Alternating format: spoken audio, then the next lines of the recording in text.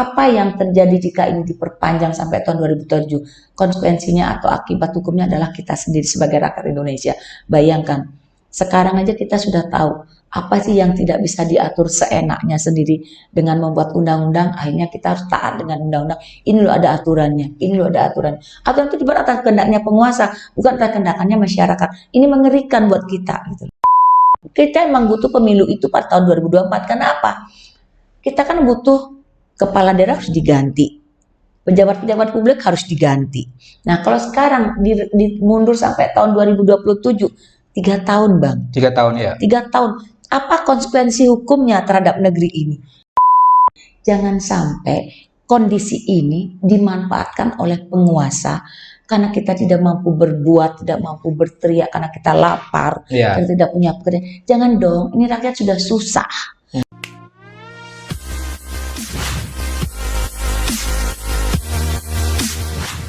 Selamat datang kembali di channel YouTube Bali 1.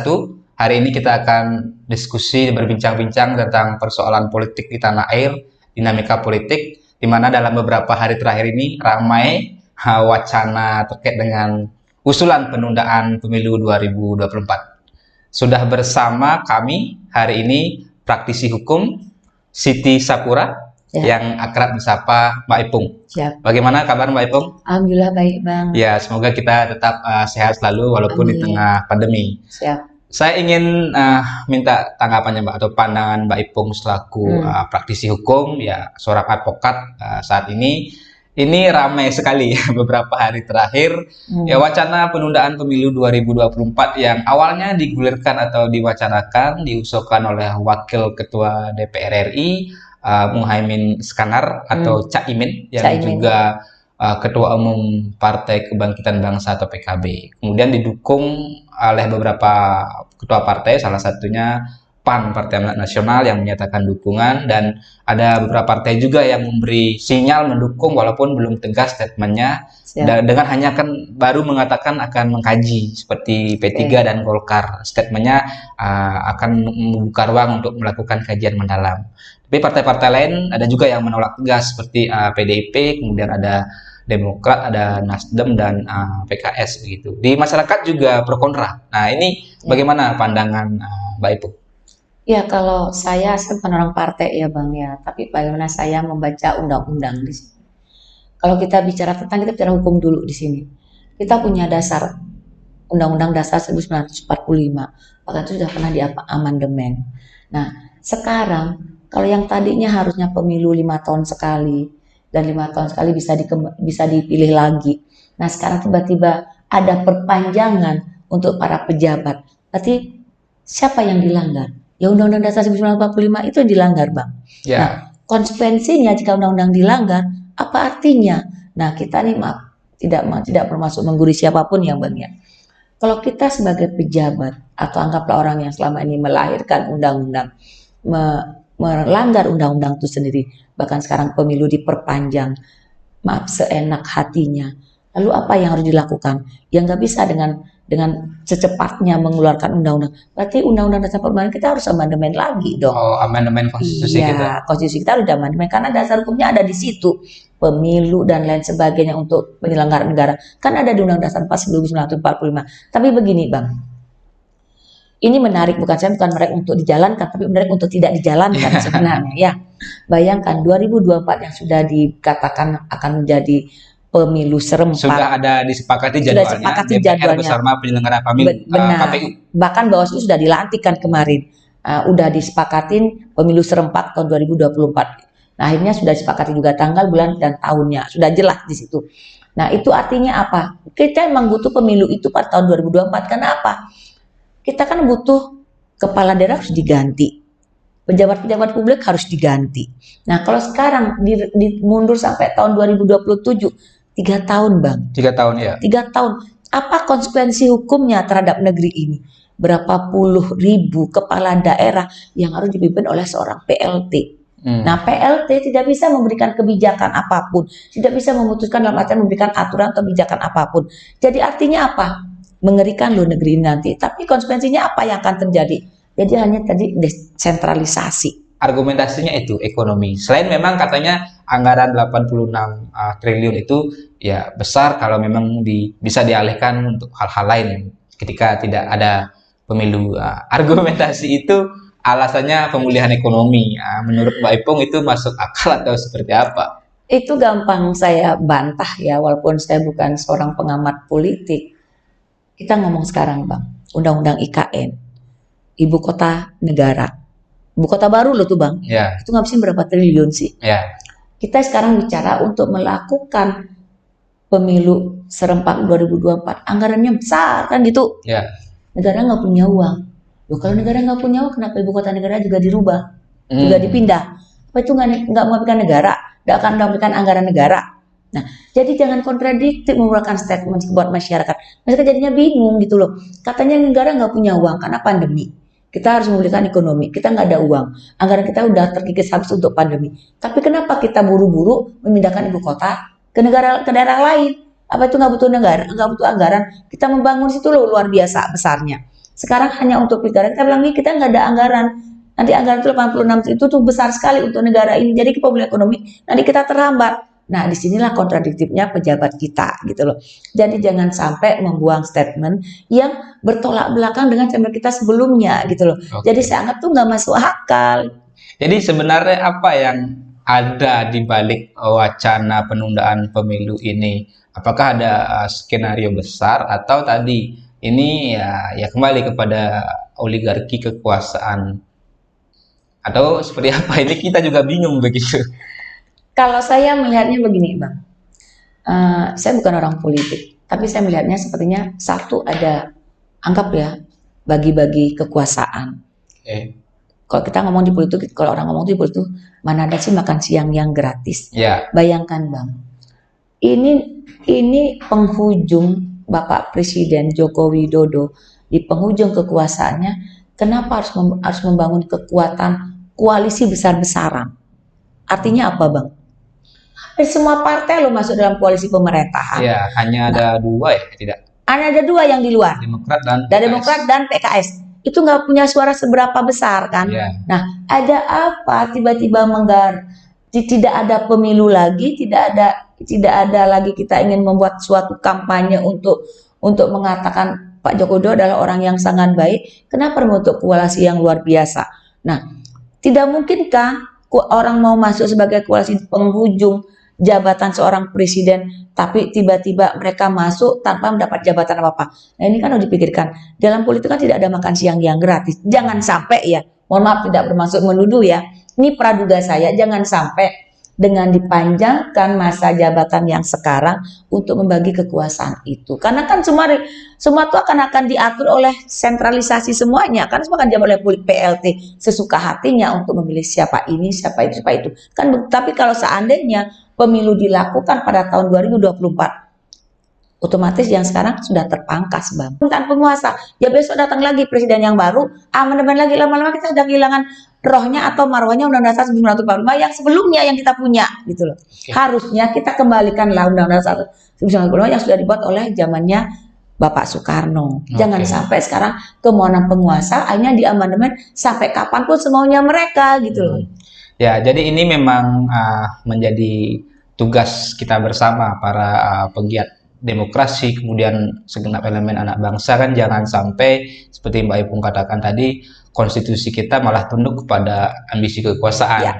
Apa mungkin ajakannya Mbak Ipung atau apa yang harus kita lakukan, Mbak? Apakah kita bisa menerima saja kondisi ini atau memang kita harus bersuara begitu?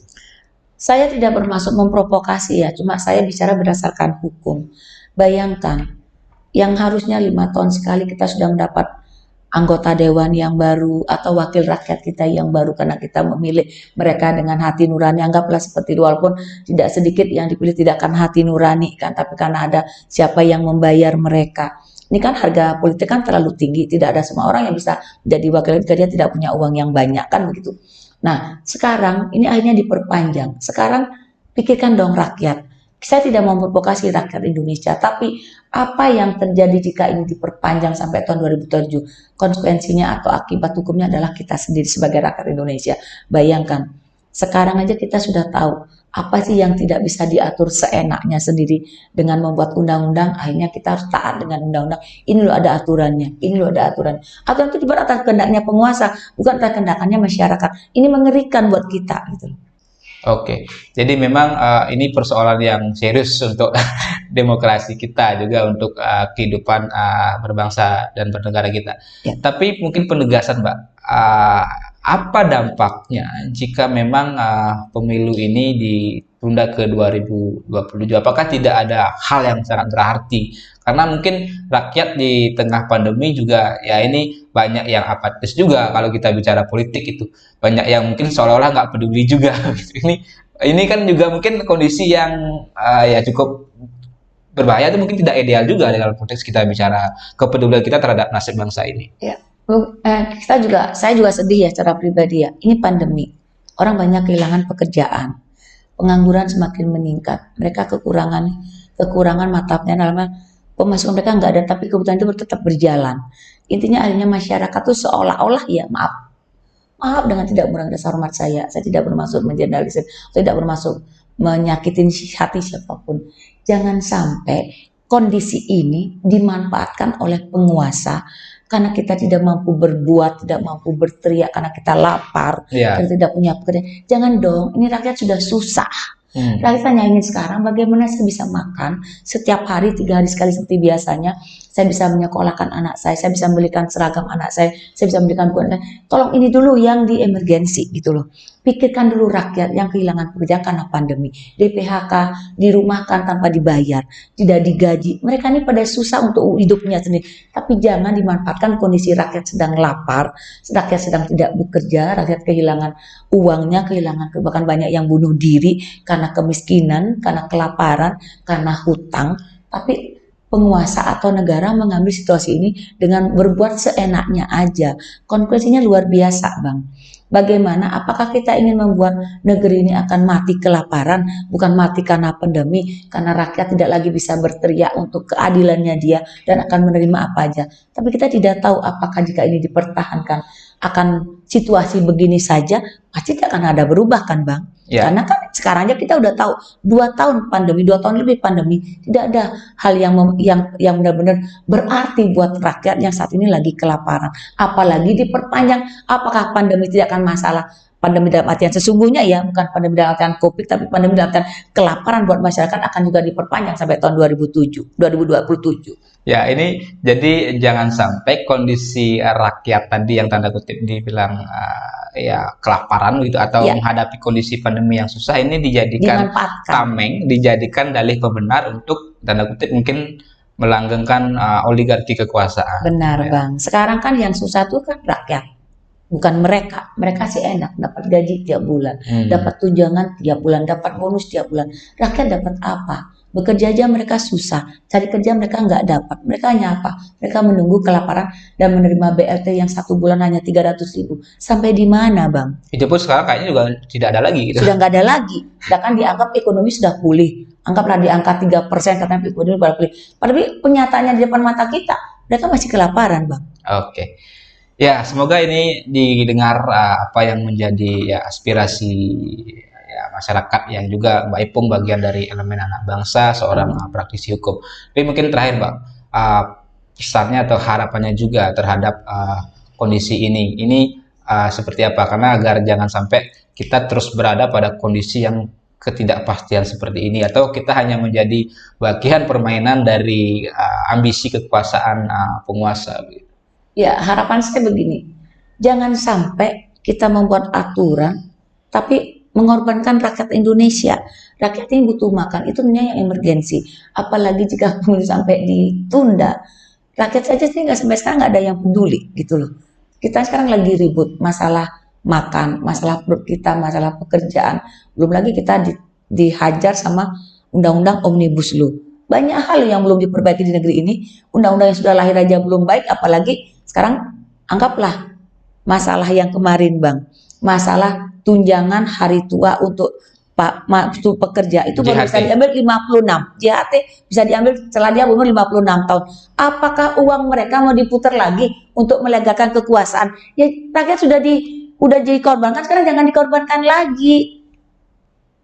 Ya, jadi pesannya tegas. Jangan mengorbankan rakyat Rakyat lagi. untuk ambisi kekuasaan. Benar. Dan jangan sampai konstitusi ditundukkan Oleh hanya penguasa. untuk Kepentingan penguasa. penguasa. Oke, semoga ini menjadi pemikiran kita bersama dalam mengawal proses demokrasi, kehidupan berbangsa dan bernegara kita. Nah, tentu harapan kita apapun nanti yang diputuskan oleh pemerintah bersama DPR RI itu yang terbaik untuk kita semua, bukan untuk segelintir orang atau Amin. oligarki kekuasaan atau penguasa semata. Karena seperti pepatah mengatakan atau quote mengatakan power tend to corrupt, absolute power corrupt absolutely. Jadi kekuasaan itu cenderung korup, kekuasaan yang mutlak itu pasti korup kan begitu. Ada lagi satu Bang, yang mungkin belum lupa saya sebut tadi. Jika rakyat itu kuat, maka pemerintah akan lemah. Jika pemerintah itu kuat, maka rakyat akan lemah. Jangan ini yang jadikan dasar. Oke. Jadi memang apapun itu harus kita kembalikan kepada rakyat kan? Ya, benar. Oke. Terima kasih sudah berbagi bersama kami di Bali 1. Nah, jika memang mungkin ini bisa menjadi pemikiran kita bersama, ya mari kita bersama-sama kawal demokrasi di negeri ini. Sekian dari kami, kita akan berjumpa lagi di kesempatan berikutnya. Terima kasih.